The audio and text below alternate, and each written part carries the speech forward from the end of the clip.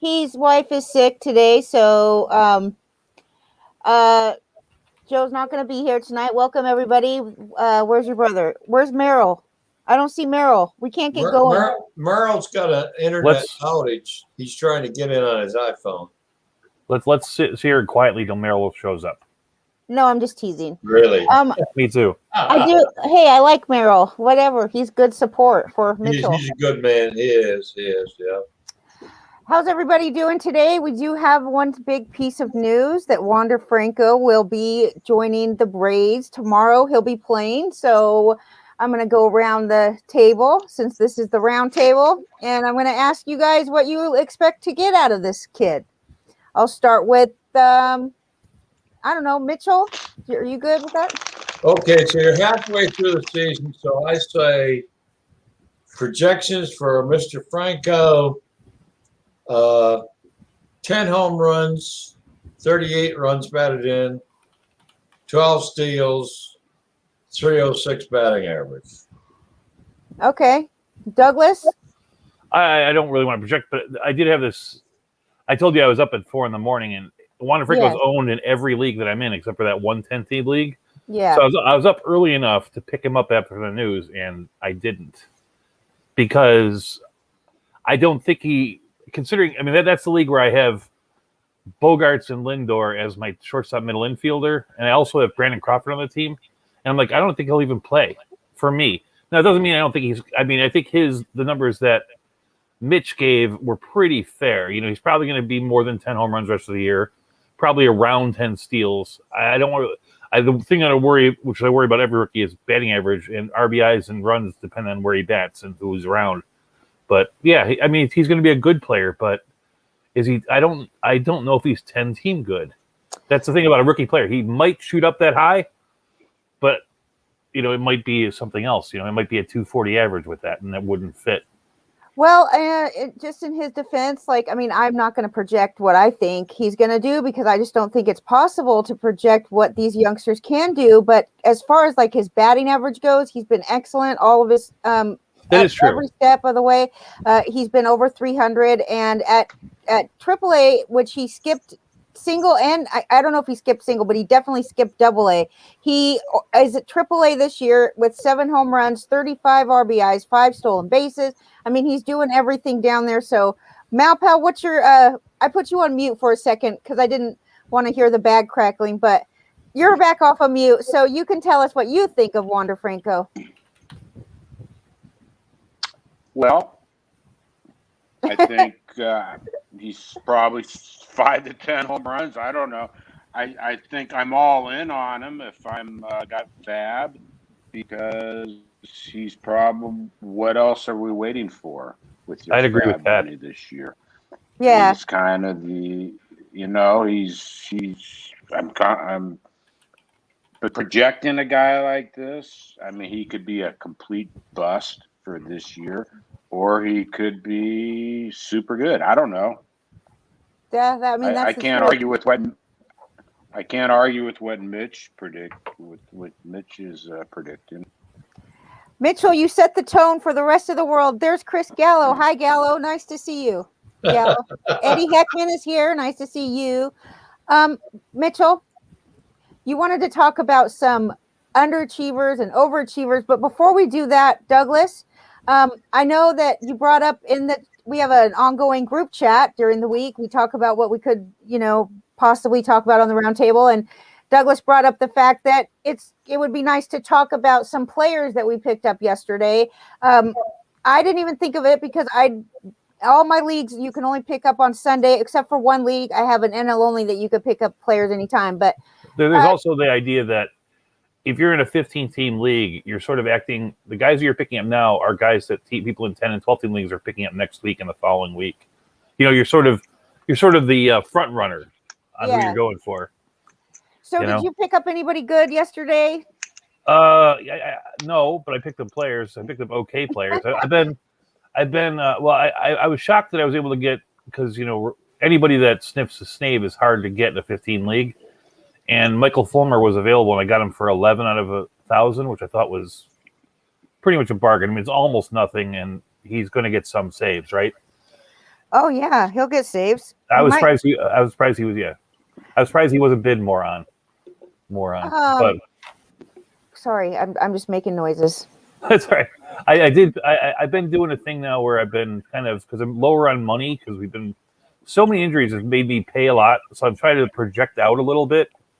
So I picked up two guys I think will be called up either late this week or next week, which is I picked up for kind of like those bad spots. I picked up Chris Owings and Cole Calhoun for really $1 a piece. Yeah. That's not bad.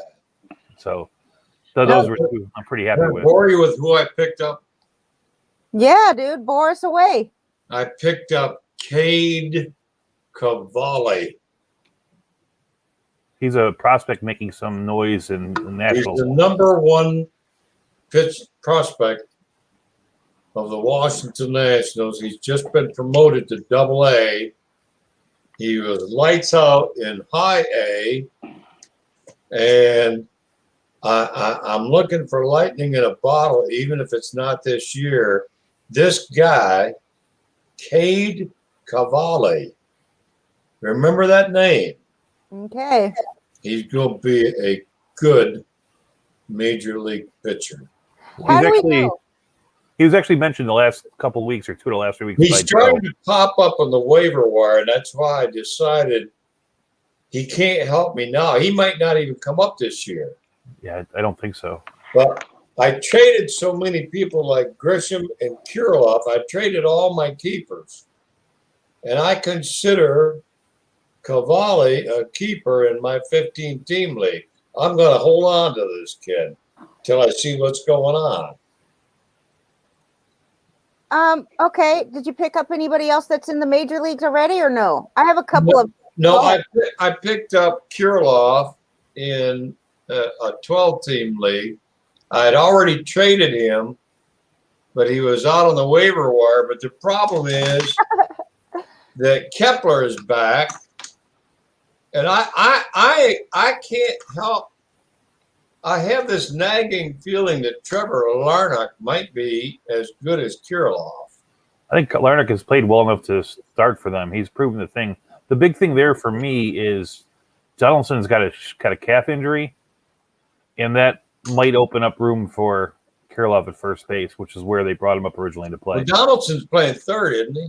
Yeah, but Sano's a horrible fielding first baseman. He can be a horribly fielding. Sano is a DH, nothing else.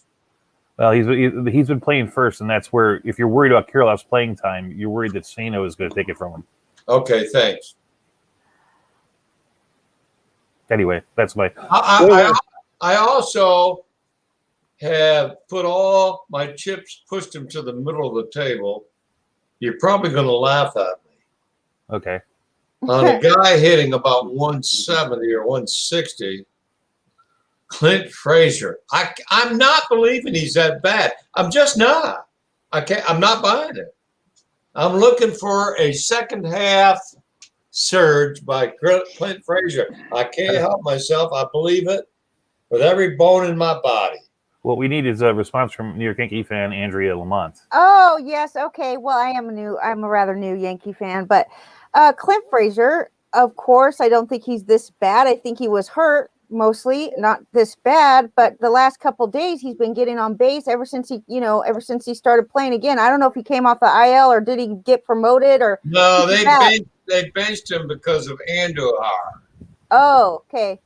Well, he absolutely has hope. Look at the history. He has hope. There's no doubt about it. But I just wonder, like, hey, what's his ceiling? It's not horrible. It's not anything great. Here's what he could do in the second half. He's never 10 home runs and 40 RBIs. Okay.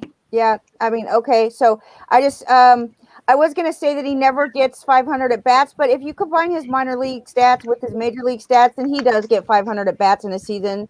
So it's okay. I don't see why not. Why not take a chance on him? If he keeps getting playing time, that would be great. But the Yankees, what's up with they are in serious trouble with their pitching, and their outfield is pretty crowded, although he does play right and center. So we'll see. They're going to trade for an outfielder, and that'll put him out of business. Yes, any addition of any outfielders. They're going to trade for Ketel Marte. You think so? Lenny would love hearing you say that. Marte's contract makes it look like he's like a Diamondbacks guy, but yeah, that's the kind of guy you'd want to get. Wouldn't he be a great move, Doug? I don't know. Kellen Marte would be a great move to 27 of 28 teams. I think if you don't have Mookie Betts or But he's a second baseman. Mike, Ketel Marte is a poor man's Mookie Betts. well, he's mostly a center fielder for them nowadays. That's what I'm saying. But he can play second base, which gives him flexibility. But he's also under contract for a couple of years, and unless well, I didn't put DJ LeMahieu in my underperformers. What's happened to DJ LeMahieu this year? Fucking horrible. I was really high on DJ LeMahieu, and I think I've drafted him in every league that I had the possibility to draft him. And he's coming around, but he's not doing what you want him to do. Season's long from over. He's going to 25 or 30 home runs is always a mirage. Yeah. You didn't draft him for the home runs. He's never been a big power hitter. You thought he could hit 15 to 20 because everybody can hit 15 to 20 in baseball if you're not D. Gordon. Yeah. But what you're drafting for is a 325 batting average, and I think you're going to see some really good batting average the rest of the year from him. But he's got to overcome a pretty bad start, which has been atypical for him. He's been usually pretty consistent. This is kind of weird. Right. That's right. I'm just trying to find something in his his contact rate is pretty much the same. It's down a little bit, but it's still in the 80s, dude. He's still making contact 80% of the time. He still takes a walk. He still doesn't strike out. I mean, he strikes out higher than normal, but it's 15%. I mean, I don't know, but I truly feel that the Yankees have went through a period where they were just all sort of blah at the same time. Yeah. And that lousiness is as infectious as winning, And I think he got caught up in that because for a while, nobody on that team was worth a darn, Well, with the payroll they've got, there's no excuse in them being a 500 baseball team. And you're right, they're pitching. Jameson Taillon looks like he's gained 60 pounds. He is. When I saw how fat that guy was, I dropped him immediately. Well, that's a ton of weight, huh? Don't discriminate against chunky people. I'm not have anything against chunky people. It's not. If he'd have been that way, if he'd have been like Trevor Cahill, fine. If he'd have been like, who was the guy with the Cubs that was there for years? It was Portland. Rick Russell, the thirsty Rick Russell. But he was never heavy. All of a sudden, I look out at this guy, and he looks like he's gained 60 pounds. Even his face is blown up like a freaking balloon. What the hell is wrong with you, guy? Well, he's been awful. He has been horrible. Did he just gain the weight like last week or what? Now, pal, it must have been over the winter. I don't know. But you look at him when he comes out on the mound. He's a porker, man. So one thing I'd like to know about the Yankees and everybody loving to send players to the Yankees, they only have like $2 million of wiggle room in their in their payroll before they go over, which would cost them a lot of money if they do. So they have $2,941,000. That's not going to afford any of these high priced players, but maybe they could work something out with the team that they trade with, and that they'll defer, or the team that trades, whatever. Yeah, they pay a big portion of this year's salary. Yeah. I'm overweight too, but I'm not out there on the mound pitching. I was just thinking that you told us last week you lost 15 pounds, and now you're getting all uppity about it. Yeah, because you know how it goes. Anyway, but that's a serious something. If you see a player like that, we can all lose a few pounds, right? Yes. No, yes. I'm making jokes. But we're not out there in the field, Doug. We're not pitching for the Yankees. Okay, but some players are better chunky, but I don't think Taillon is proving that he is one of those. So who's got the call? Is Lenny here? The phone is ringing. It sounds like my house. His mention of Katie Valley made me forget there was one other guy I did pick up this week, which was Eric Fetty, the Nationals pitcher. I forgot I did get him for $1. I grabbed him too. Oh gosh, whatever. I grabbed him too. So we'll see what happens. Who's that? I'm sorry, I missed that. Eric Fetty. You're talking about national pitchers. Eric Fetty And I'll tell you another one is Austin Voth is going to be good. I'm telling you. I always think about whenever people talk about Nationals prospects. About 4 or 5 years ago, there was a debate in their system whether Fetty was a better prospect than Giolito, and they wound up moving Giolito because there were enough. Even though he was number one to them, there were enough people in that system that didn't think he was going to pan out. They did get a good return for him, but that was Wasn't Fetty a first-round pick? Fetty was fairly well touted Fetty at one point. Fetty was a first-round pick, unless I'm mistaken. I'm gonna look at his new. Yeah, let me check it out. Yeah, he was 18th overall in 2000, quite a while ago, 2014. When was he picked? When was he picked, Doug? 18th overall. That's it, first round. Yeah. Yes, first round, 30. So, his last 2 outings, he's not let up a run coming back from this injury. He's looking great. And so, yeah, it's like pick him up for $1. Hope for the best. How can you go wrong? Well, he's already had Tommy John surgery, so that's good. Plus, he's been pretty consistent. Although, I mean, is he going to be great? I don't know. He walks way too many hitters. That's what I know. Andrea. Yeah. I've not heard anybody talking about this. I listen to XM all day long.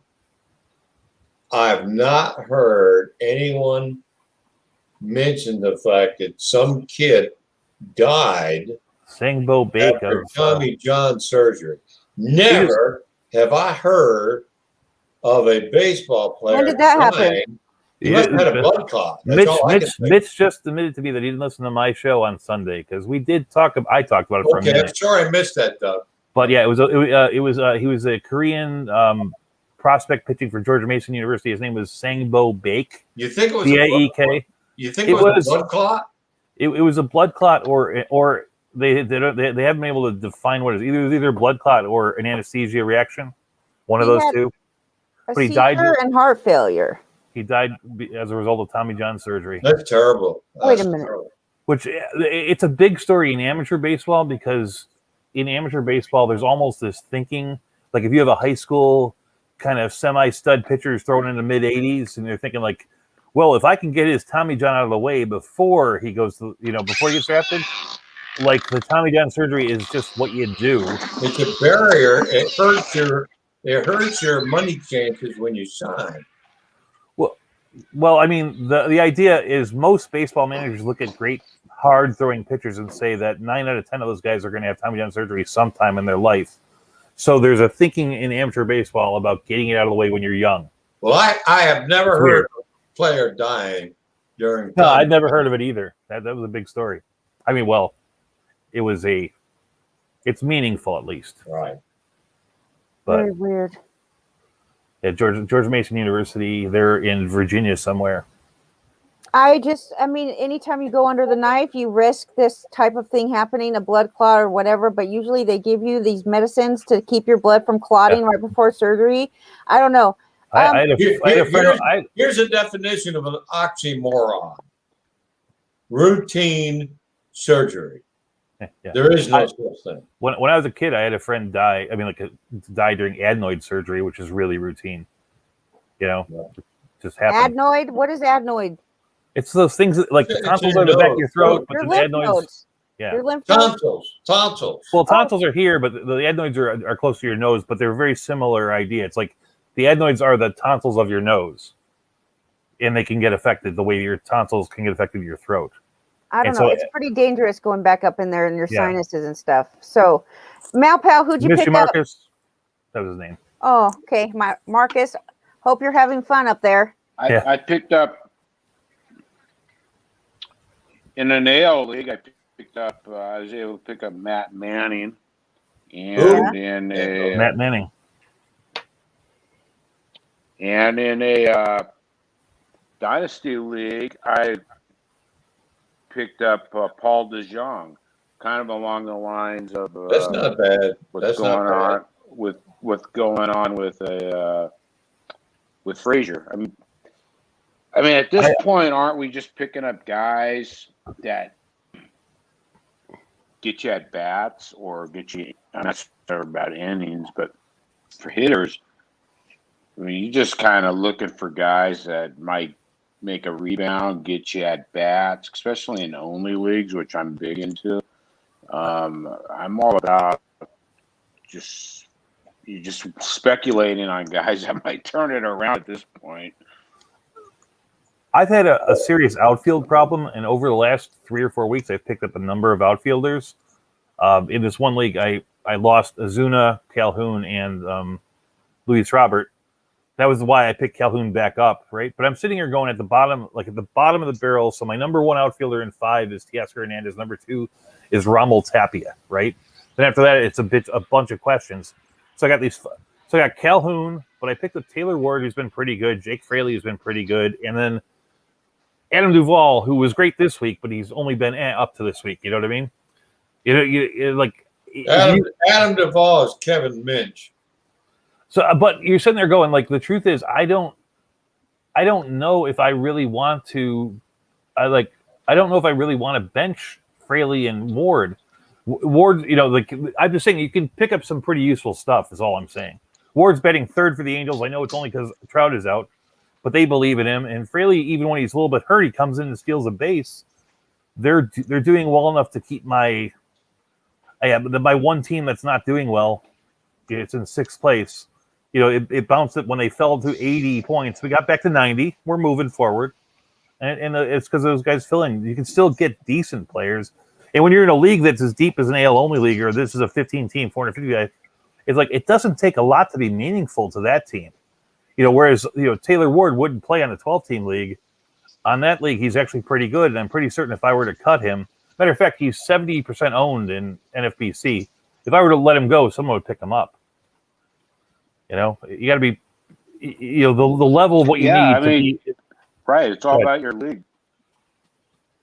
The level of what you need to be useful. I picked up DeJong in a 15-team league. DeJong's, what the hell? DeJong's a good pickup. I was watching his ownership drop just around 50%, even in other leagues. And I questioned that. Because he sucks. He's horrible. The other guy I picked up in an only league was Shed Long. So I almost did that too. Pickups for That's a good pickup, Malpal. I'm not a fan of Shed Long. I don't think he's going to make it in the majors. Why? I'm not a fan of his, but if he's getting at bats in an only league, you claim him. No, if he gets at bats, it's things. But I think that's a great pickup, Malpal. Where does he get bats in that lineup? That's my They're question. playing him in left field. Really? So they've displaced Trammell? Okay, I didn't know they displaced Trammell yet, but I knew it was coming. They didn't. I don't think they did. They send him down? Well, no, they might have moved him to the bench or something. So Shedlong bats 9th, but he's been in the lineup like the last pretty much every day. He's in the lineup. I say the last 7 out of 7 days he's in there. Malpal? I laugh because the guy I got like the murderer's row in one only league. I was looking at the 7th, 8th, and 9th hitters for the Mariners between Dylan Moore and Shed Long and so Trammell is playing center and Shed is playing Fraley. I will say.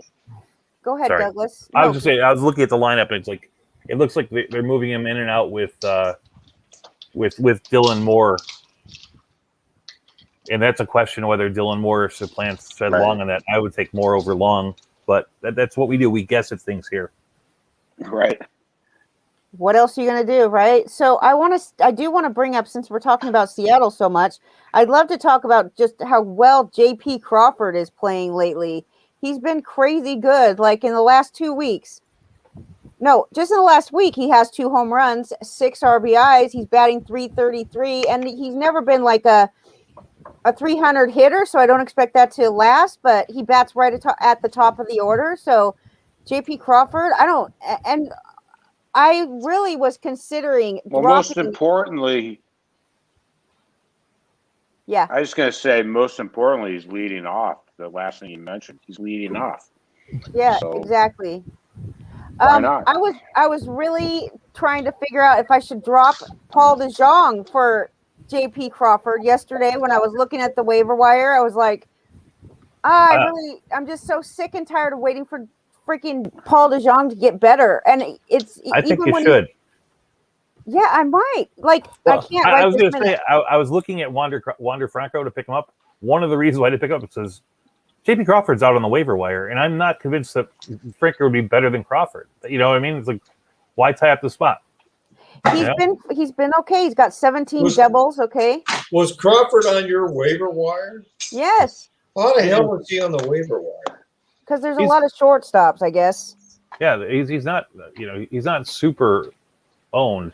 He's jumped about 30% in the last 2 weeks. Because he was a guy I talked about, because I do waiver wire on Sunday a lot, but he was off the number this week. Who's this guy Mueller with Toronto?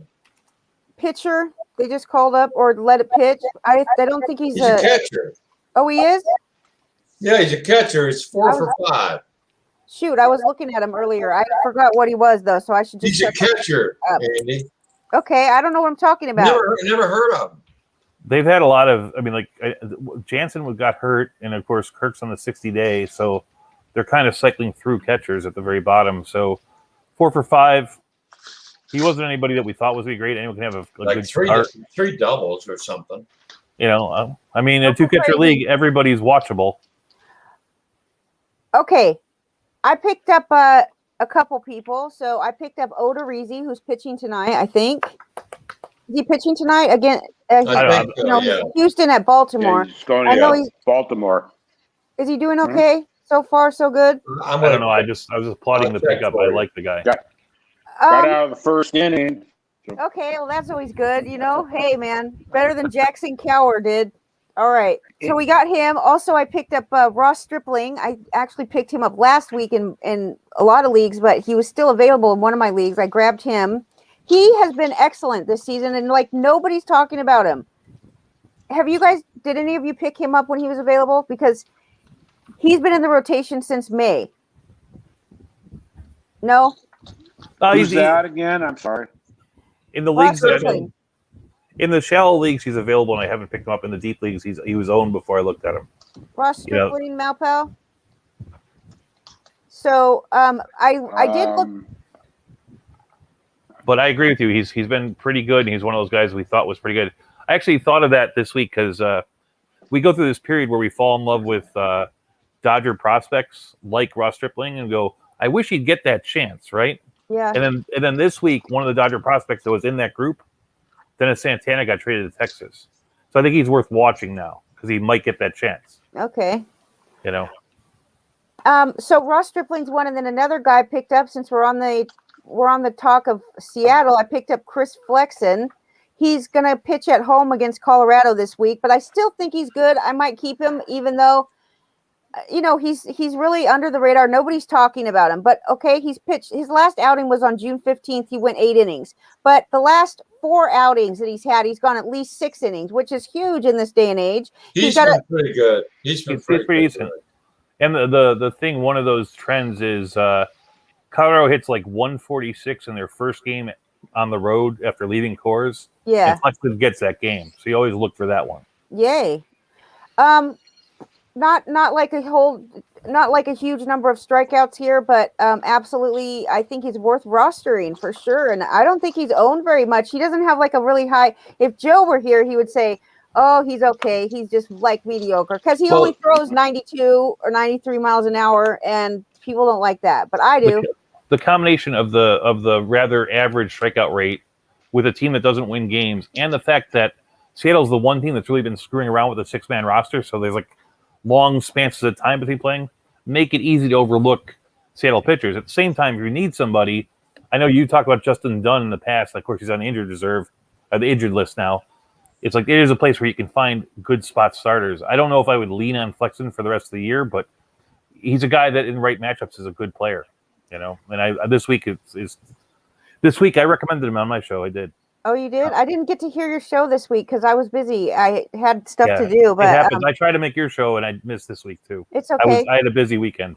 Malpal was Crazy here. weekend. As long as one person is here for me to talk to while I'm doing my show, I like it. It's fine by me. Anyway, he doesn't walk very many batters at all. Flexen. That's one good thing about him is that he hasn't walked hardly any batters this year. So you keep runners off the base path. If you don't have a lot of velocity and you don't strike a lot of people out, then you have to make sure that you induce a lot of ground balls and you don't give free passes. So that's what I liked about him. Let me talk to you guys about some interesting people in the minor leagues right now, like Kiston Hura. Okay, it's a tongue twister. I'm out. He's definitely I'm like Shark Tank. I'm out. You're out. He can't. He has no contact. That guy strikes out 35% of the time. He's enigmatic.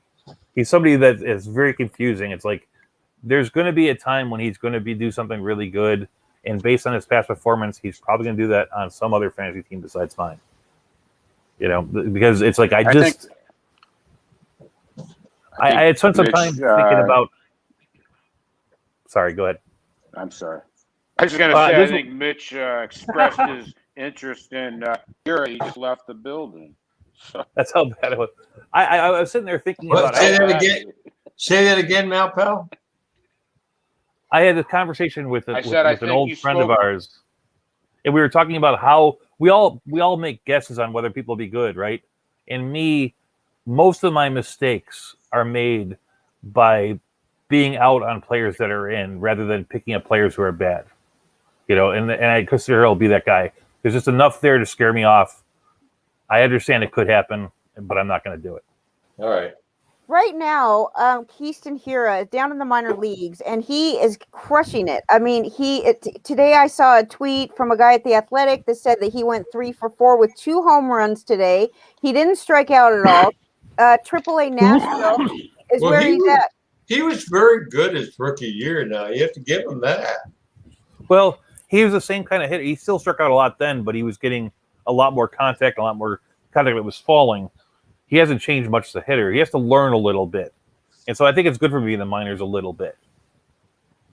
It's good to be in the minors, okay, for sure. But I wonder, is this going to, we've seen it before a lot of times where you have a player that just never translates into the majors, but he did have that good season. So it makes you wonder, like, what's he doing different?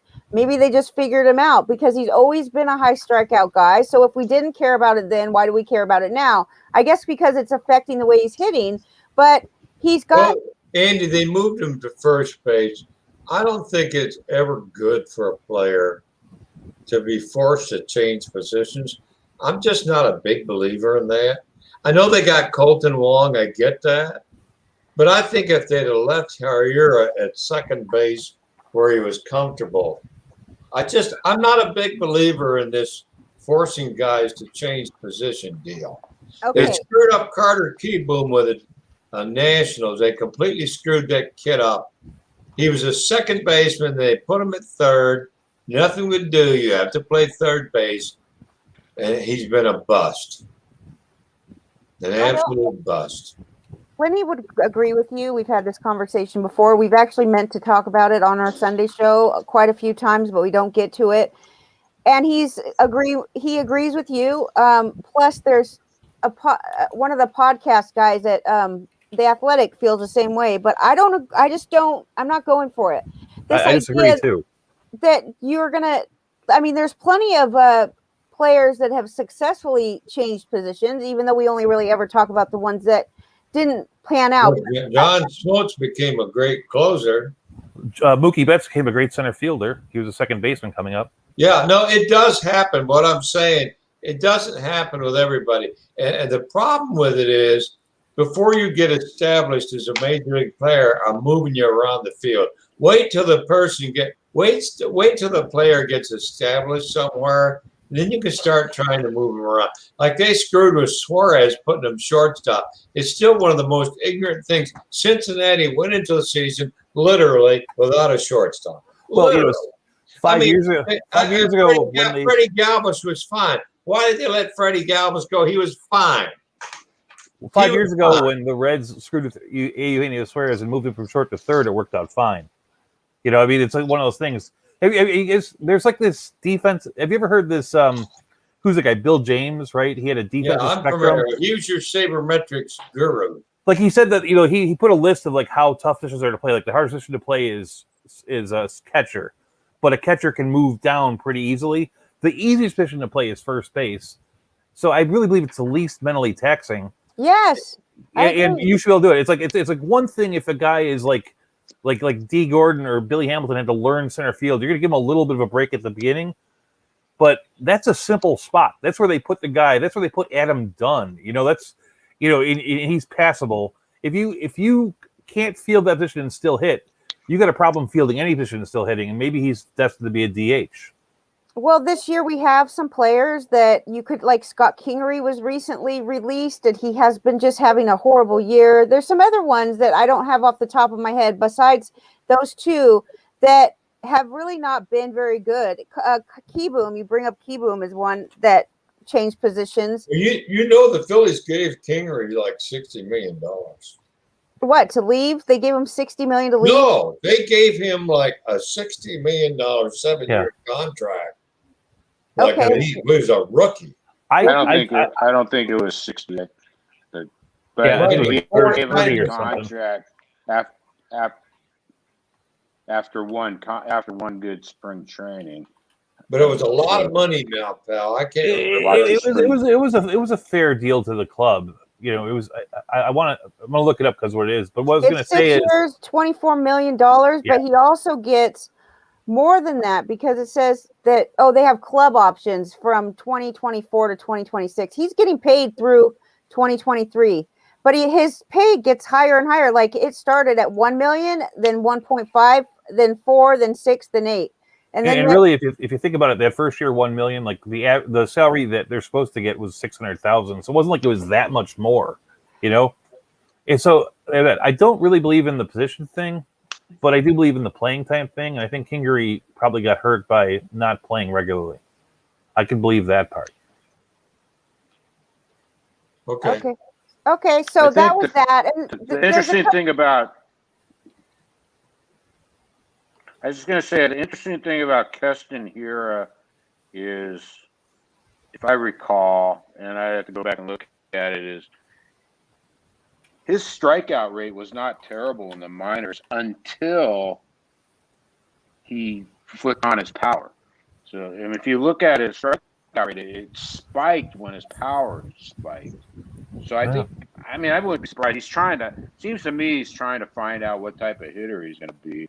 Because he was a pretty good hitter. I think his contact rate was below 20% all the way up until like 19 when he hit AAA when he went off on his power stroke. So I don't know what to make of that.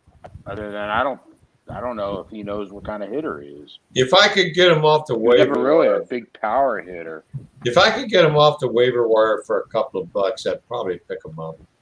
If I had space and could hold it, I wouldn't hold it in a bench spot. Right.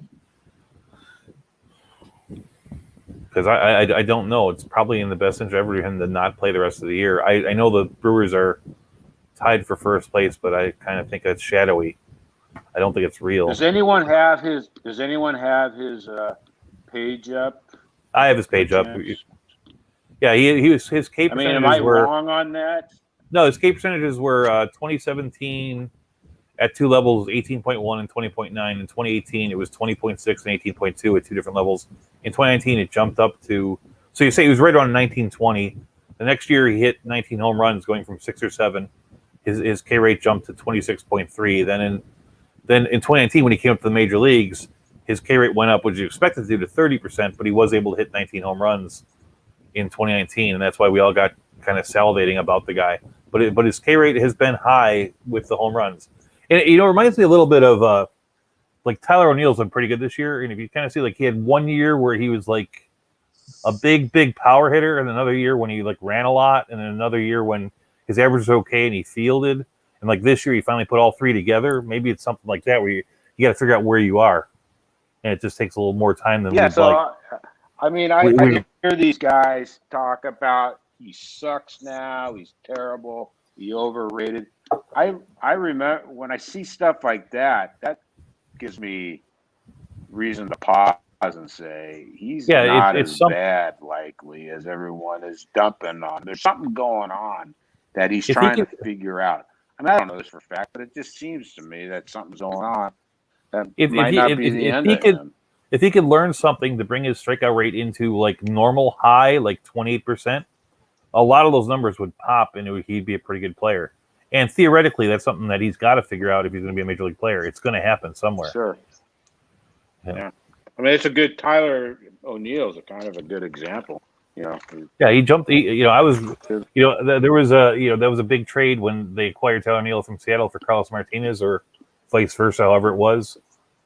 And not Carlos Martinez, Marco Gonzalez. And I always thought O'Neill was going to be something, and it took years for it to come out. This year, I wish I've drafted O'Neill many years, and not this year. And this is the year he happened.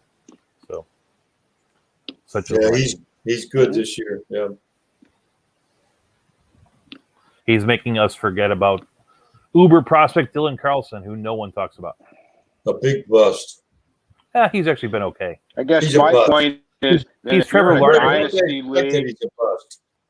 if you're in a dynasty league and you can get Keston Hira, I'm thinking I'd really try hard to get him.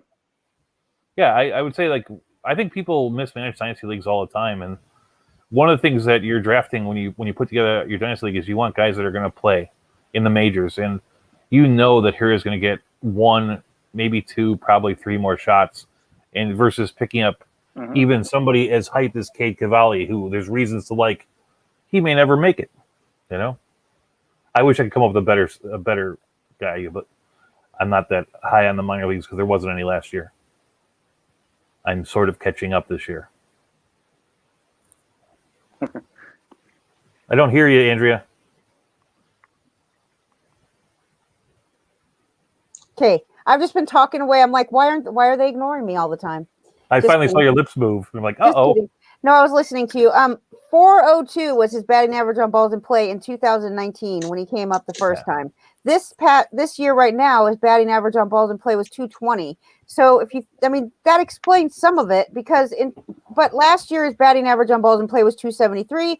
I just think that they've adjusted to him and figured him out. So if he doesn't make the necessary adjustments, then he's going to have troubles. That's what he's going to continue to do. But another guy that could be on the verge of coming up and being called up is Bobby Witt Jr. So he went 2 for 4 with a walk, an RBI, a run, 2 stolen bases. That was yesterday at Double-A. When do you guys think that he's going to get the call? Kansas City youngster.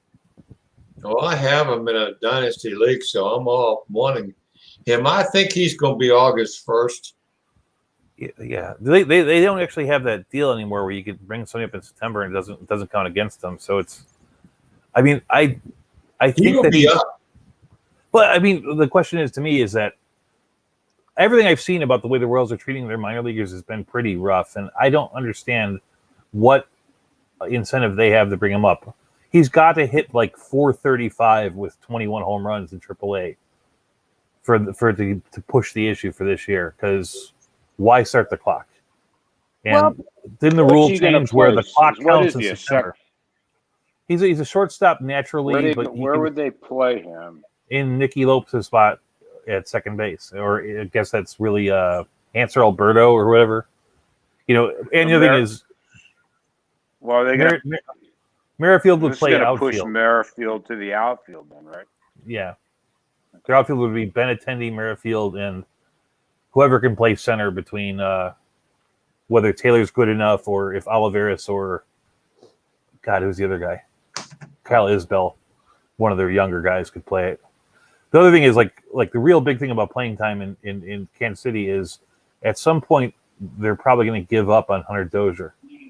Yeah, dude, they should, because he's horrible. You know, and that's going to open up. Mondesi comes out and hits a 435-foot home run. He's back sitting on the bench again. Hurt. What a pain in the backside, that guy. Has he got hurt a third time? He's back. He's going back on the IL, I think. I was familiar with 2 of those, but wow. People sat and waited for Mondesi for what, 2 months? Almost 3 months? I have one more player that I was going to talk about from the minor leagues, which is Sixto Sanchez, who George knows. I absolutely have been without him the whole year in our NL only league, you get to keep 3 players that are, you get to keep 3. He was one of my 3 that I got before the I would season. agree with that. I would agree with that.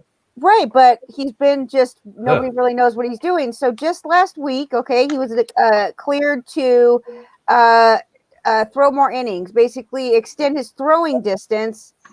So not more innings, but further to 75 feet. So I don't know what that means. It just means that he's on his way back. They say that he's going to be there for a couple more weeks doing rehab and ramping up his arm. They say that he needs to get it work, like up to 75 pitches before the Atlanta Braves or the Miami Marlins will let him back in the rotation. I mean, if you've held on to him this long, you got to be happy about the news, which I was. The Marlins make me want to drool. Really? Drool? All their pitchers. Who's the guy that they just had that came up and started a game? Thompson? Is that his name? Zach Thompson? Have I got it right? He's a reliever. Who's he? Yeah, who was Cody? Good. He looked good. They pulled Cody Poteet out of thin air. Yeah. Who? Poteet. I always remember him because Poteet was the bad guy That on a team TV is show. absolutely loaded. So yesterday we got a call and somebody said, should I drop Poteet or Luzardo? And Yeah, Petit ahead of Luzardo. I would drop Poteet over Luzardo because of the direction. I'm not dropping Luzardo. That's what I'm saying. I'm so glad to hear this right now because I He's told a the guy numbskull. Luzardo got demoted today, by the way. Yeah. Who? Luzardo. Luzardo. Well, he's already been put in the bullpen. How further can you get demoted? Well, you can go to Sacramento or whatever. He got sent to the minors? Yeah. I was unaware of that. AAA. I didn't know that. I think he did. That is what Lenny Yeah, it told just me. It happened today. Yeah. Vegas. Okay. Of course it did. Happened Right after I today, told the guy to drop Petit instead of Luzardo. I still What think do you do? Injure his hand playing video games? if you are in a dynasty league, Luzardo is not somebody that you should be dropping, in my opinion. Right? Right. I That's think This is a that. dynasty league question. Yeah, it was a dynasty league. Well, yeah, it's no brainer. Then yeah, keep Luzardo. I guess they've been pretty lucky this year with Caprelli and Irvin filling up their roster, so they don't really need starting pitching, which is odd for the A's. They always seem to have a need for somebody, and you go, and you usually with the A's, you go, well, they're going to come up eventually, but everybody's been decent for them. So yeah, I guess I see it. That's all I got on my notes, really. I know that Mitchell, you wanted to run through your your projected all-star or division winners, or what did you want to? Let's go through the division winners. I made my projections, and I've already changed my projections since I put that in the room. Okay. Do you want me to bore you with it? And then I thought we'd go around the table and you give your projections.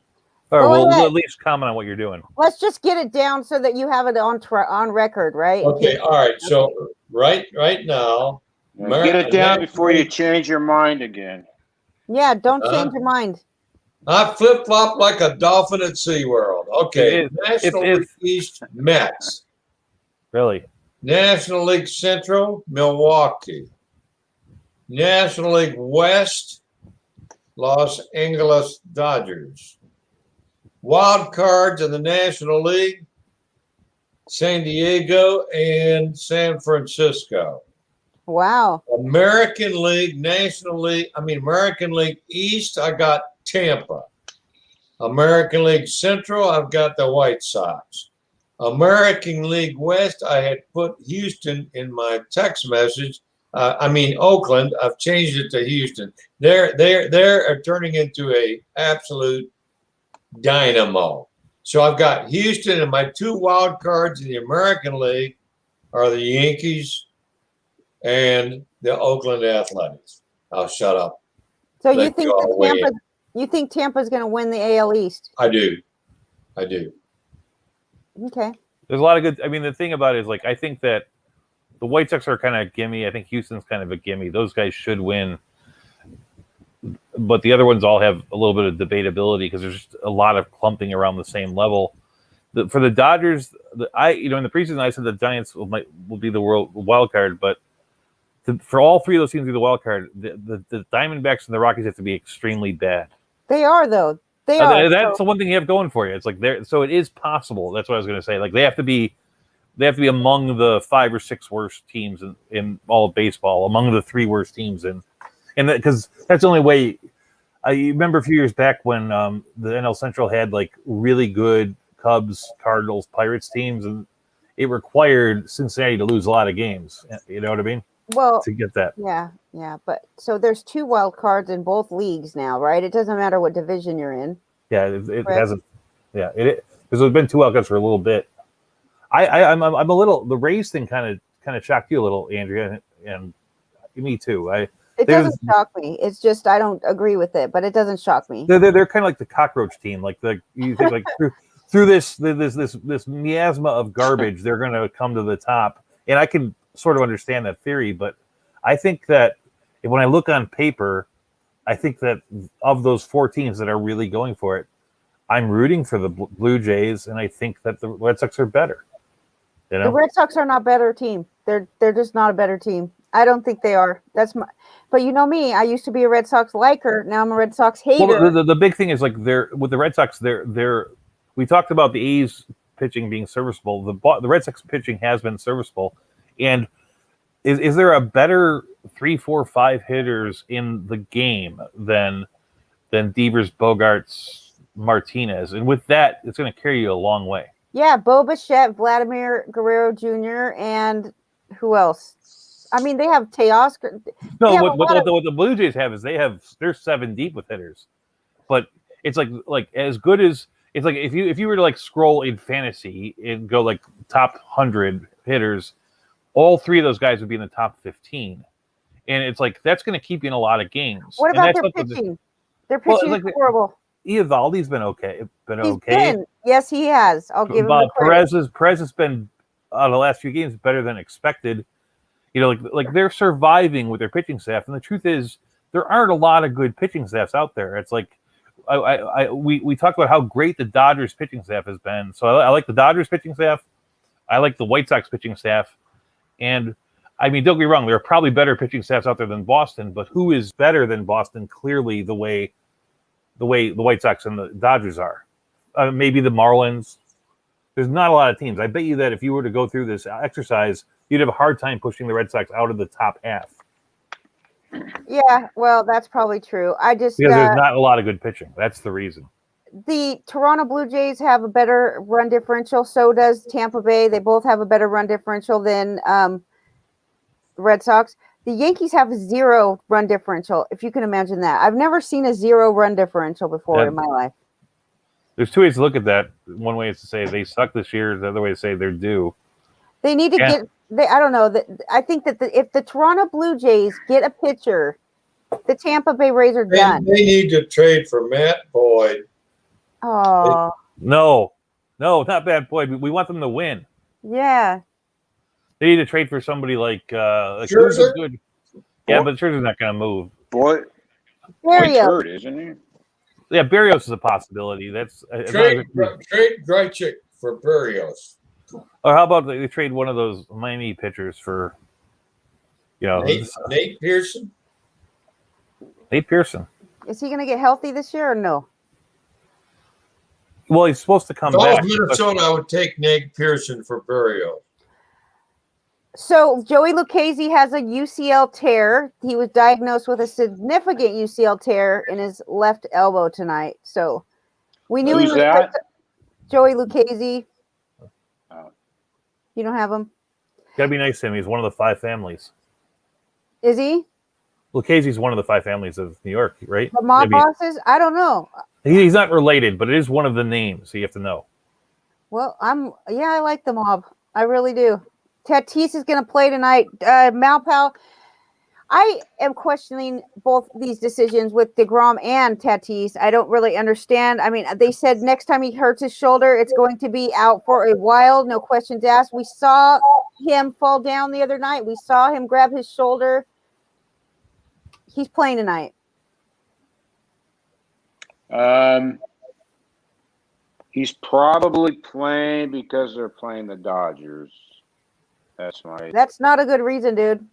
You know what I mean? take. I'm not saying it's a good reason. I mean, I was sitting here going, kind of reflecting on what Mitch was saying about his predictions for playoffs. I was kind of going over my mind, looking at the standings, and it's funny you bring up Tatis because I think I'm pretty confident in all my picks except for that last wild card spot in the National League. I think is kind of a boondoggle.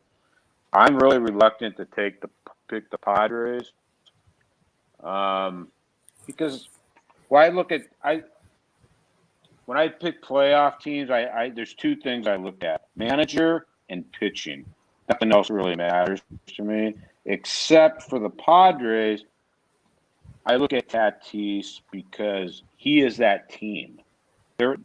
Without him, they're not a very good team, really.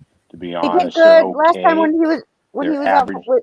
I mean, they have people at every position except for I've never been a fan of Hosmer, but all the other guys, you know, how do you not like Cronenworth? How do you not like what Pham's done? How do you not like what Christian's done? You know, They're an okay team. I don't like their pitching staff really. Yeah, he is their superstar. Else. You sort of need a He's superstar their to guy carry that makes everyone else. Let me put it this way: he is the guy that makes everyone else better on that team. If there's one guy in baseball that makes the team, everyone else better, it's him. And he's an injury risk, as we all know. And is he going to make it through the year? I don't know. I'm not a doctor, but that's my concern. That's all I'm saying. I think that there's reason. If I had to make it, there's reason to worry about him at the end of the year. But this last injury, he literally got up. He was begging his coach to come back in the game that day. They're actually taking it slow for him this time around. And it's like, I'm not going to worry about it yet. Big series are there. What can you do? Series though, because they could at the end of the series they could easily be 8 games out of first place. So that's if he didn't play. So that's why he's playing. I'm convinced of that. And I forgot that game was even on. I'll put that on my things to do. I'll fall asleep to that game tonight. I miss Vin Scully to fall asleep to. That voice was monotonous. You mean Oral Hershiser is not putting you to sleep? There is no better lullaby than Vin Scully. Oral Hershiser, he can cure insomnia. Yeah. What about my playoff teams on the national? Oh, go ahead. Go ahead. No, please. No, you. I was just going to comment on my playoff teams. I have the Mets. I have the Brewers because they got a good manager and they got 2 really good starters and a strong bullpen. And I have the Giants, Dodgers in some order. And I think I'm going Cubs if I had to bet, $10 over the Padres. Just because I think Cody Ross is looking like he's a pretty good manager. Because if you could get that team, Joe Ross, 5 or 6, David Ross, yeah. We got Ross. we both you got like the name Cubs. You like the Cubs for a wild card? He's got to be a pretty good manager. I think that most of the teams in the NA Central, I don't believe in the Brewers at all. I think they're, like their best hitter is Christian Yelich, and he's not hitting.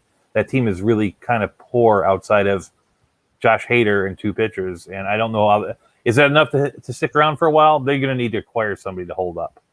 That team's going to fall off. I think any of those teams are. I think the Brewers will fall behind the Cardinals. The Cardinals are just going through a bad stretch.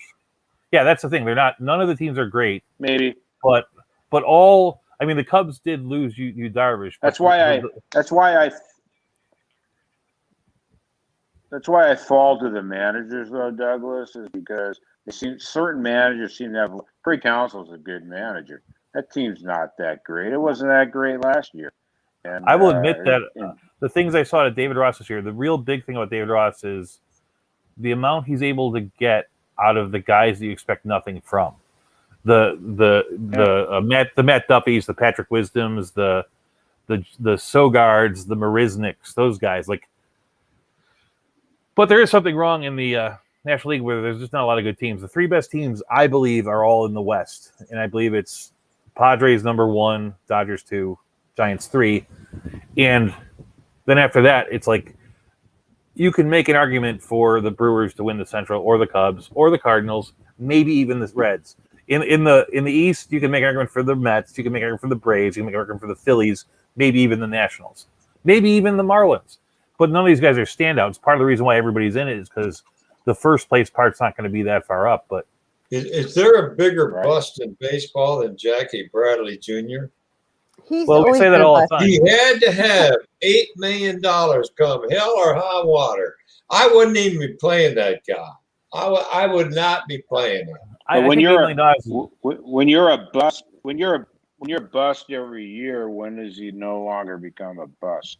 well, that's kind of the problem with the Brewers is that Why'd they give him $8 million, man? why'd they sign him at all? That's one team that didn't need a center fielder.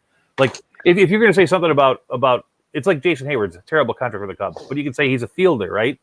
It's Jackie Bradley Jr., some team that needs a center fielder, like the Giants or the Mets. You could go, all right, we're paying him $9 million a year. He's hitting 200 with 6 home runs on the whole year, but he's playing excellent center field. It's like they're playing him in right field, wasting that part. I know he's playing center now with Kane injured, but in their regular lineup, they're wasting what could make that valuable, because at $8 million is in this day and age not a huge salary. It's a solid salary, but it's not a huge salary. You know? Do you guys but hear we nitpick about that, but I always, just like people rip Tony La Russa, but I look at the standings and Milwaukee's in first place. Yeah, so, I believe that the White Sox would be about 4 games up if they had better management. You can make that. I mean, that's we don't know. Well, this is my big thing. I do know they're in first. Things. You can say a lot of bad things about first place. You can say a lot of bad things about La Russa. You can say they're in first place, right? But my thing is that he is 10 years behind. 4 weeks ago, they lost the game because of him. Oh, and this is the reason. No, this is the reason. It's a true story. You can go look it up. You can look it up. What? He put in Andrew Vaughn. He put Andrew Vaughn in a double switch to bat in the 9th inning, right? And Andrew Vaughn didn't get the hit, which wound up being him in the pitcher spot. So in the next inning, the White Sox had to put a guy on second base. No. But he didn't know about the rule, right? Yeah. And La Russa doesn't know the rules of baseball. Minimum, and he did this before when he was with Arizona. When he signed that relief pitcher out of Cuba, those guys filed the paperwork 2 days late, so they lost international money for 2 years over one guy. Wait, did they lose the game because the pitcher started at second instead of? Liam Hendriks started at second, scored a run, and then he let up 2 runs the next inning. Wait a minute. So that doesn't. I understand that not knowing the rules is a problem. Not knowing the rules is not just a problem. It's a huge problem. Let me finish. It's a problem, but it did not lose the game for them, because what you just said is that Liam Hendriks was on second. He actually scored the run, and then he came out. And so you're saying that he came in and pitched the next inning and let up thing. Yeah, they could have put in the 8th batter to run at second base under the rules. But the question is, would he have pitched better if he didn't have to run full out to get the 1 run in on a sacrifice fly? Give me a freaking break, dude, with that. Okay. I've heard people on this network, I think even you, saying that it's like a crappy thing to make pitchers run at all. You know what I mean? I don't like them hitting. No, I don't like them hitting. So if you don't like them hitting, you can't love them being the second base guy. I don't love him being. I absolutely. The worst thing I don't love is that he didn't know the rule, but the rule is brand new, so it's not like it's when you say he doesn't know the rules of baseball, I would say that he knows. Well, I'm saying that on 2 big occasions in the last 10 years, he missed on big rules. He didn't know the deadline on international arbitration. But you can't blame their loss on that, because Liam Hendriks scored a run. You can't completely blame the loss, but you could say, would Liam Hendriks, who's been pretty good all year, been a more effective pitcher if he hadn't sprinted 180 feet? You know what's the saddest part about it? Is that it could be he has done when he didn't have to. He has done, but he has done 3 things over the last 20 years that no manager has done. So, I mean, I'm not saying.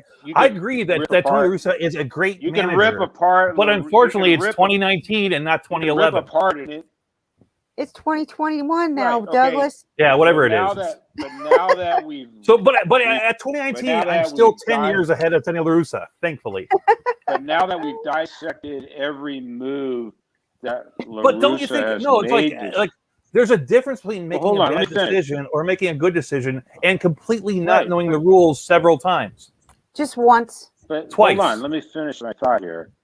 Okay, let me finish my thought. Now that we've dissected every bad move that La Russa has made this year, which he has, right? Let's do No, we let's only do we only did 29 one of move. them, We only man. did one bad move. One bad move.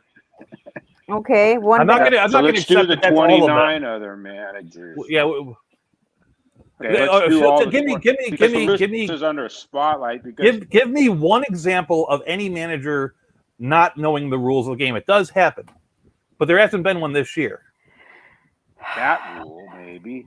But No, I mean, like the one thing you get every 2 or 3 years in the American League, you'll get a thing about like pinch hitting for the DH or something like that, where it screws with your ability, and you'll wind up having a pitcher go into lineup. That happens about once every 3 or 4 years to somebody, but it hasn't happened this year. It didn't happen last year because there was no point. Even though the National League was new to gotta the DH. admit because No, you don't. That is team under a that team is very, very talented, But every and the rest of that manager- division, is pretty darn poor. right. So what do you want him to? I mean, he's in first place. I always try Well, to I mean, stick what up do you- for La Russa. Bouncing one He's round. running in the I'm playoffs. not away with- sticking up He's for him. I don't know. running away with the Central Division. That's the bottom line. I stick up for him. He's running away with the Central Division. It's like those guys in football who thought that Barry Switzer leading the Cowboys to the World Super Bowl made him a super NFL coach. It's like he just got a great team. It wasn't anything to do with him. He inherited. They would have been better off with last year's coach. Well, That's all. even Nick Saban fell on his sword. No, Saban's been able to figure things out in college, but let's not get but not in the NFL. Hey, can I go through my list of uppers and downers? I Sure. hope you do. Okay, here's my list of uppers. You don't like to share them before the show, do you? I did. They're in the chat room. When did you put I them mean, there? you're in your Facebook Messenger. In Messenger, I put them in there. Oh, I didn't take a chance. Yeah, to I look put at them it. in. It was late. what time did you put them in? Probably 5 o'clock or 5:30, but they're in there. Okay, no problem. I didn't see them. Sorry about that. Okay, guys, on the way up, Duggar, the Giants. Well, Yeah. the numbers he's put up in there have been pretty impressive. For real. Alec Bohm is starting to hit for the Phillies. Justin Upton, I got him in a trade and I dumped him the next week, which is ignorant. No, it's not. No, it's not. No, he's had a pretty good year. He's had a really good month or so, but yeah, he has a good year. Kyle give you that. Schwarber's going crazy. That's Yeah. kind of nuts. CJ Crone, I dumped in one of my leagues, and all of a sudden he's starting to hit. Well, he was in Colorado. He's a play in Colorado every I time. understand. My down is Anthony Rendon. Can you be any worse than him? He didn't play all week long, but he wasn't hurt enough to. They will put you on the IL if you look cross-eyed. This guy couldn't play all week long and wasn't on the IL. Came up on Friday, hit into a double play. He's awful, awful, awful, absolutely awful. For no reason. Bellinger playing the sick, lame, lazy book all summer long. I give people a little bit of pass on being hurt. I understand being mad about Rendon. Come on. A little bit of a pass. This is ridiculous. Oh, it's fucking funny. Mercedes is falling off the table. Willie Yes, Calhoun, every year somebody tells you Willie Calhoun's going to be great. He stinks. Mitch Moreland's doing nothing. I paid $17 for Anthony Santander. I know he's got a problem with his heel. That young man has done zilch. He's killing it, and they're still batting him cleanup. Come on, man. Move him down in the lineup or bench him. And the other one is Soto, who's meant, if you look at his fly ball rate, his contact rate, all the metrics show that Soto should be right where he was last year. and he's not. Well, you look at a list like that. Soto's on a course for about 65 to 70 runs batting in. When you look at a list like that, you can go, these guys are no good. I'm getting rid of them. But some of those names go, I'm going to buy that guy. I still think there's a lot to be seen from Santander.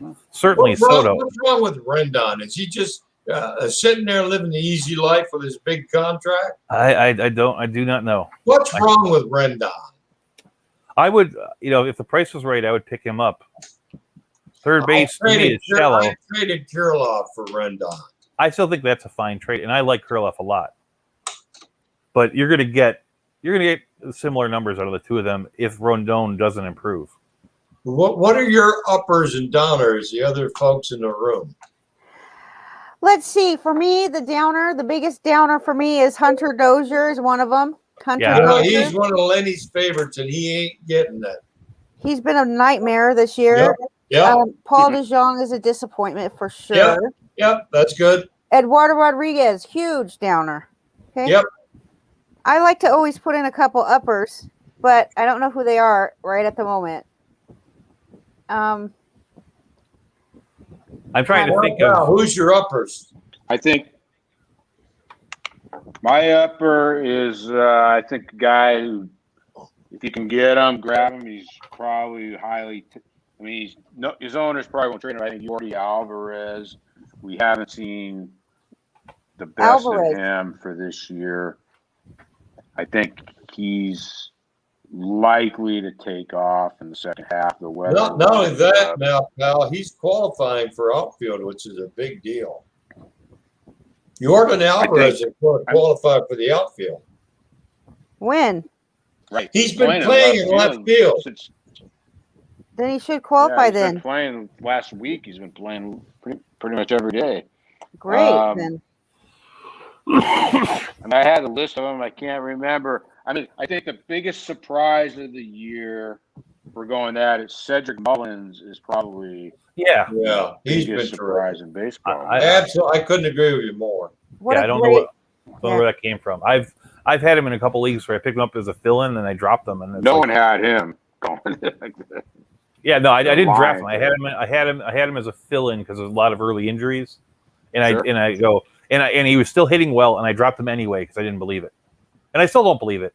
And he could hit 400 this year with 38 home runs, and I won't believe it then. How do you not believe it? When are you going to? I think he's leading the world in hits. Douglas, players really don't get that much better overnight. Thankfully, with him, there's a reason.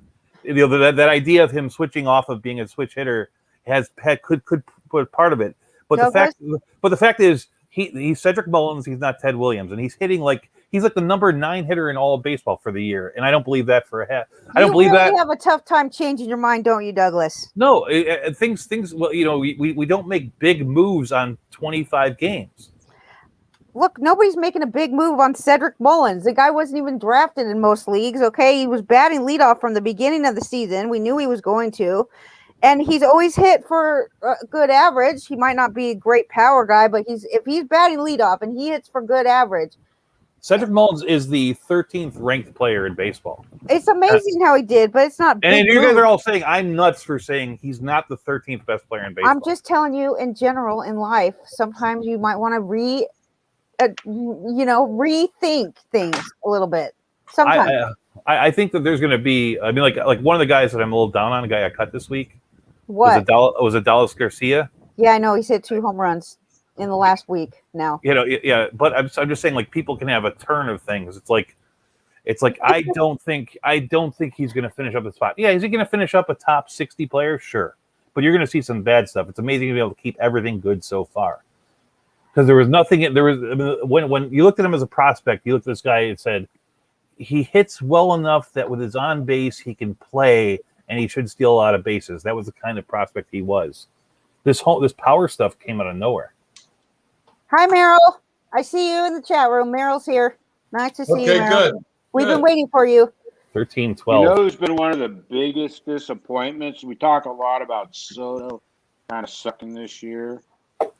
Yeah. We don't really talk much about and I haven't followed his what he's done the last week. We don't really hear much about Mookie Betts, do we? No. How bad has he been, though? Yeah, I think has he been bad for Mookie or bad for It's baseball? not horrible numbers but for Mookie Betts, it's below what you expect. Yeah. Is that what you're saying, Malcolm?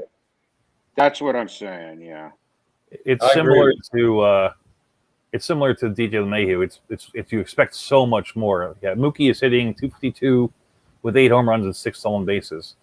42 run score is kind of nice, but he's Yeah. 20. Yeah, that's For an a okay top 3 year. or 4 pick. If I were to have gotten that out of Cedric Mullins, I would have been happy. I chose him first overall, and when I got him on teams, I picked Mookie first. So I guess I'm saying for Betts, he's kind of getting a free pass in my mind. Yeah, he is. He is getting a better one. Buxton is having a better season. And Yay, Buxton! And Byron Buxton never plays. He's playing now. Yeah, Buxton. whenever he plays, he's great. He's the ultimate. Yeah. He's the ultimate draft and hold pick. Can I ask a question? Please do, Mitchell. I was just going to say, and then go ahead, Mitch. I could make an argument that Byron Buxton is the MVP if he played. He's that good this year. Anyways, go ahead. Who's this guy Sorry to interrupt. Go McCormick ahead. with Houston? Chaz McCormick. I picked Who him is up he? too. I never heard of him. Jasmine Villain. His minor league. His minor league stats. Like the one thing he had was he had a good eye, and so like he's a guy that could play. His fielding is all right. He's just the guy who's taken advantage of the time that he's gotten a chance. He actually was penciled as their starter after Springer left, and they didn't make a move to cover it up. So the Houston must like him enough to think that, but they're also starting Miles Straw, so it's not like that's the deepest outfield in the world. But he's a guy. He's a guy that I think would have projected as a 4th outfielder. Mitch, I remember I recommended this the one good pickup I had this year. Second week I recommended picking him up on this show. He still isn't that good. He's good for AL only. He's a 4th out. I have him in an AL only. I recommended picking him up, but he's pedestrian. But the reason he's kind of come out is because they've had injuries to Brantley, and Tucker was on the COVID list. But I think Tucker was activated today. He's not playing tonight. But so I'd be a little cautious about getting too excited about. And people were talking. They're talking about Chaz McCormick now because he just had a little bit of a stretch where he had like 3 home runs in 2 weeks or something. Yeah. And anybody who starts at baseball for the year is going to hit 12 home runs or so. He just happened to clump some of them together. I don't think there's much there. Yeah. Okay, I think the interesting guy on Houston though is Toro. Toro Taxi. Who is Toro? Toro is he was born in Toronto, Canada. He speaks 3 languages. I know that stuff about him.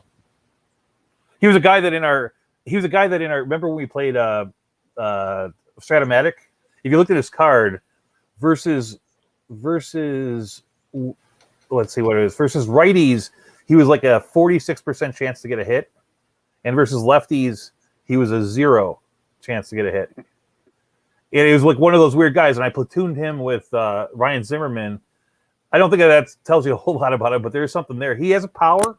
He actually, he has power. He could play the situation. He's behind Bregman. If you had Bregman on the IL, Toro's a perfectly fine pickup to fill in, but I don't think first of all, I don't think he plays if everybody's healthy. When Bregman comes back, he goes back to the minors, unless he does something pretty, because he does play first base. Right. But you got Yuli Goyle there. How long is Bregman out? Probably 3 weeks. Bregman's not coming. It sounds like Bregman's out until maybe August. We're talking really? About. If it's that long, then yeah, maybe interim. You're fine with the guy.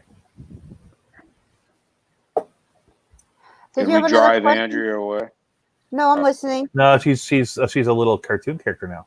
Yes, I am. I'm a cartoon. I thought it was fun. Okay. But I was just going to say, I'm done with Toro. Go ahead. I didn't mention guys that I was happy with, or like 2 guys. I mentioned Adelis Garcia. I've been really upset with Domingo Herman of late. Oh, come on. Me too. Well, he's been bad. He had a run of 5 really good games, and then 2 really bad games. You can't he's not really quite Martin Perez bad. But you get disappointed in a guy that you didn't pay any money for to begin with, and he was doing really good and like actually gave you more worth than what you would ever pay for the guy, and then you get annoyed. Well, then I don't really have a lot because all the guys. Too. I do it too. So I'm not just. I look at the guys on my team and like my worst pitcher is Adam Wainwright, and he's been fine. He's not great. He's just been fine. I'm not. No one who drafted Adam Wainwright can be disappointed in what he did. Maybe you wanted to be a little bit better, but he's where you kind of expected him. You know what I mean? Zach Greinke is pitching where I kind of expected him. You know, those guys like that. I was like, but maybe it's because I have really low expectations for people. That's also helpful. Okay, one thing I wanted to say, when Mitchell was talking about Yordan Alvarez, I said, I'm going to go check my DraftKings lineup because I put Yordan Alvarez in my lineup because he hits lefties really good and they're facing a lefty today. So, and they're playing in Baltimore, which I have like a bunch of Houston guys. And on my roster, I noticed that, yes, Odorizzi is pitching well, but look at Frankie Montas in Oakland just getting shelled by Texas. Crazy. It's 5-0 and he's negative points in DraftKings, but Yordan Alvarez, he's 18 points with the 3-run homer. Like that's what Mitchell says in the 3 RBIs. Okay, and I also have Michael Brantley on this team. I'm really, and I have Toro too, Abraham Toro. All right, so I just wanted to tell you about my Houston stacked DFS. I'm winning $4, which is it's a double up, so I can't win. Spend it all in one place. That'll get you 2 chalupas. I'm in third place though. There's 574 people. I'm in third. That's pretty good. And that won't last, believe me. Even with the bad pitching, you're in third? Even with Frankie Montas, who I think is a good pitcher. He's Frankie Montas. The bad night is what I'm saying. Usually he's not very good. That'll crush you, usually. Well, the guy in first place has Albert Alzolay, who he's not. He's behind 3-0. Just left the game. He didn't make it through. He didn't make it through. Baez got pulled. So. Oh, what? Javi Baez didn't make it through the 5th inning. What's wrong with him? Been hurt, but he's been. I just saw that he got pulled. Aaron Savali looks to be winning his. Is it 10th game or 9th game? 11th, I think. Really? Aaron Savali, the only pitcher in Cleveland right now. He is. So Jared Eichhoff I had, and when George gave me an update on Jared Eichhoff, I picked him up in our NL only league. This is what I read on Twitter about Baez. Baez out of the game after forgetting how many outs there were and getting doubled off. Alcantara replaces him. Assume this is a benching and not an injury. Come on. But that's a reporter saying something. You know, okay. Who knows? A little more news. Taylor Widener, he's a pitcher in Arizona, which is horrible idea. So, I mean, Arizona is a horrible idea, but I think he's pretty good. He's facing hitters. And then Max Muncy will be back tomorrow, and Bellinger will be back on Wednesday. And go ahead. I was just saying, the Diamondbacks signed Jake Faria this week. Remember him from Tampa? It's like he's another bad pitcher over there. Faria, Faria? Yeah, remember him? He was with the Rays, got traded to the Cleveland. Oh, I thought he was on Kansas City Royals, but maybe not. He came up with the Rays, that's for sure. He might have spent some time over there. AJ Pollock sucks this year. Okay, he's on the bench today. Josh Donaldson on the bench today. Eric Hosmer on the bench. What about Sano? I told King Hap to cut Sano a couple weeks ago, and then Sano just immediately was hitting home runs every day. Now he's losing playing time because I guess it's because of Kirilov coming back, right? Or Trevor Larnach is who? Yeah, Larnach's been too good from the bench. He's not a superstar, but he's been really, really solid. You know. That's it for me, you guys. I'll be done now. I'm good. I'm good. A good session. Great. Everybody, have a great night. Okay. I did have one thing I wanted because I mentioned the 5 families. The 5 families are the Gagliano Lucchese family, the Luciano Genovese family, the Mangiano Gambino family, the Profaci Colombo family, and the Marzano Bonanno family. Just so we know who they are, Joey Lucchese is in New York now, part of the 5 families. Well, it's important shit. Okay, let's break out the Chianti. I'm ready to go get some Chianti. Well, you and Malpal, you look like a Chianti guy. Malpal likes a box wine, Mitchell. Huh? Malpal likes to drink box wine. There are some good box wines. It was hilarious. Send you a box of wine. I could never. No, the thing about if you're the only wine drinker in your house, and you spend a little bit more for a box wine, not like the Franzia stuff, but real.